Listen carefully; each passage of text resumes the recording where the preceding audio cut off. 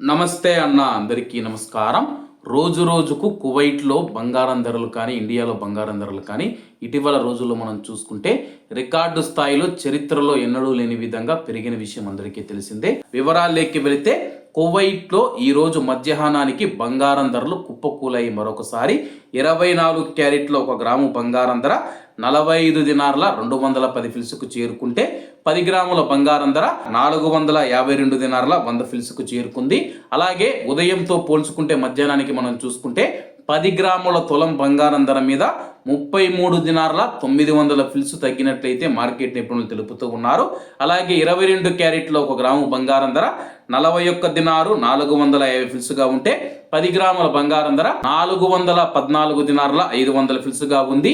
ఉదయానికి మధ్యాహ్నానికి మనం చూసుకుంటే 31 దినారు 300 ఫిల్స్ తగ్గినట్లయితే వ్యాపార నిపుణులు తెలుపుతూ ఉన్నారు. అలాగే మన భారతదేశం విషయానికి వస్తే కానీ భారతదేశంలో కూడా రికార్డు స్థాయిలో అయితే బంగారం ధరలు అయితే తగ్గడం జరిగింది. 24 క్యారెట్ల 1 గ్రాము బంగారం ధర 14,717 రూపాయల వద్ద సేల్ అవుతూ ఉంటే 10 గ్రాముల బంగారం ధర 1,47,170 రూపాయలకైతే ఉంది.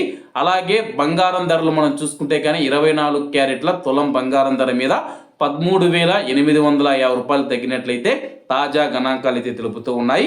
అలాగే 22 క్యారెట్ల 1 గ్రాము బంగారం ధర 13,490 రూపాయల వద్ద సేల్ అవుతూ ఉంటే 10 గ్రాముల బంగారం ధర 1,34,900 రూపాయల వద్ద సేల్ అవుతూ ఉంది. అలాగే 10 గ్రాముల తులం బంగారం ధర మీద 12,700 రూపాయలు అయితే ఈరోజు తగ్గడం జరిగిందనమాట. అలాగే భారతదేశంలో వెండి ధరలు మనం చూసుకుంటే కానీ ఈ ఒక్కరోజే 20,000 రూపాయలు తగ్గి 3 లక్షలకు చేరుకున్నట్లయితే కానీ మార్కెట్ నిపుణులు తెలుపుతూ ఉన్నారు.